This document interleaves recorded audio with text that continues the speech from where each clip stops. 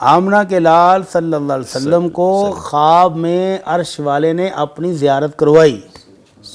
کیسی خوبصورت ملاقات ہوگی, کیا روحانی ملاقات ہوگی. اور اس ملاقات کے دوران مالک نے پوچھا, اے میرے مصطفیٰ, کیا تمہیں پتہ ہے کہ اس وقت مالا الاعلیٰ کے فرشتے آپس میں کیا گفتگو کر رہے ہیں؟ تو آمنہ کے لال نے کہا, اللہ یہ تو آپ ہی جانتے ہیں, مجھے کیسے پتہ چلے کہ وہ کیا کہہ رہے ہیں. تو وہ جو آپس میں گفتگو کر رہے تھے وہ نبی کریم صلی اللہ علیہ وسلم نے اپنے فرمان کی صورت میں اپنی امت تک پہنچا دیا. سبحان اللہ. فرمایا, الا ادلکم ما یمحو اللہ بہ الخطایا ویرفع بہ الدرجات. میرے امتیوں, کیا میں تمہیں وہ وظیفہ, وہ عمل بتا دوں جس سے اللہ گناہ بھی معاف کرتا ہے اور جنت میں درجے بھی بلند کرتا ہے. تو یہ وہی چیز تھی جو فرشتے اس وقت گفتگو کر رہے تھے آپس میں. تو صحابہ نے تو کہا, اللہ کے نبی ضرور بتائیں ایسا نسخہ جو فرشتوں کا بھی موضوع سخن ہو, وہ ان کی گفتگو بھی ہو, اور پھر اللہ رب العزت کے ساتھ جب آپ کی دیدار اور زیارت کی ملاقات ہو تو اس میں اس کا تذکرہ ہو, تو آپ تو یہ ہمیں ضرور بتائیے. تو آپ نے فرمایا وہ 3 چیزیں ہیں جن کے ساتھ اللہ رب العزت درجات کو بلند کرتا ہے اور گناہوں کو بھی معاف کرتا ہے. تو آپ نے فرمایا, اسباغ الوضوء علی المقارع. جب مشقت محسوس ہو, تبھی چاہت نہ رہ جائے, ٹھنڈ ہے, برف جیسا پانی, یا گرمیوں کی شدت میں ابلتا ہوا پانی. جی. سعودیہ میں اتنی ہیٹ ہوتی ہے کہ وہ جو ٹینکی میں پانی ہوتا ہے نا, وہ ہاتھ لگاتے وقت بھی ایک دفعہ جرت چاہیے. جی. اور ابھی ہمارے ہاں سردیوں میں اتنا ٹھنڈا پانی ہے.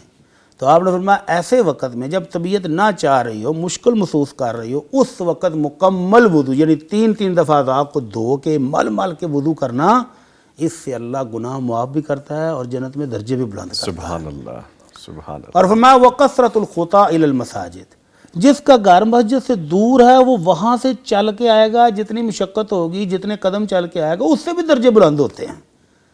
اب ہمارا تھوڑا سا تو گھر دور ہے, مسجد میں جایا نہیں جاتا, طبیعت میں سستی آتی ہے. تو پھر اس قسم کے جو اعمال ہیں, جو فضائل ہیں, جو اللہ کے نبی کے ارشادات ہیں, اس سے ہمت بڑھتی ہے صلی اللہ علیہ وسلم. جی. تو مدینہ منورہ میں مسجد نبوی کے پاس کچھ گھر خالی ہوئے.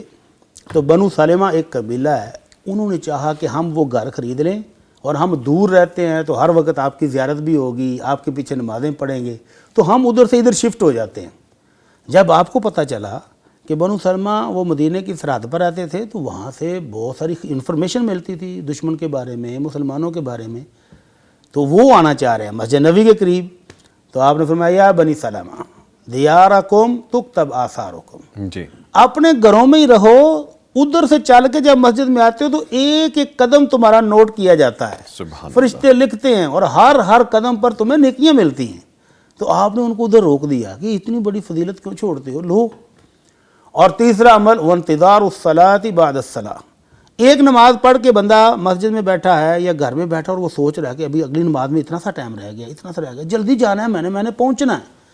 تو یہ جو فکر ہے نا نماز کی, اس سے بھی اللہ گناہ معاف کرتا ہے اور جنت میں درجے بلند کرتا ہے. سبحان اللہ. سبحان اللہ. اور آپ نے اسی روایت کے اندر, اسی حدیث کے اندر جس میں خواب کی زیارت کا تذکرہ ہے, فرمایا یہ نمازوں کی حفاظت, ان کی فکر, ان کا اہتمام جو شخص کرتا ہے وہ عاش بخیر و مات بخیر. نمازوں کی فکر کرنے والا خوبصورت زندگی جیتا ہے اور موت بھی اس کو خوبصورت آتی ہے. سبحان اللہ. اور آپ نے اگلا فرمان تو سننے والا ہے, نمازوں کا اہتمام کرنے والا, نماز کی فکر کرنے والا. فرمایا کہ جو شخص نمازوں کی فکر میں اسی طرح اس کو زندگی کا وقت پورا ہو جاتا ہے, خرج من ذنوبہ کیوم ولدتہ امہ. نمازوں کا اہتمام کرنے والا دنیا سے جاتا ہے تو ایسے گناہوں سے پاک ہوتا ہے جیسے آج ہی اس کی والدہ نے اس کو جنم دیا ہو. اللہ اکبر.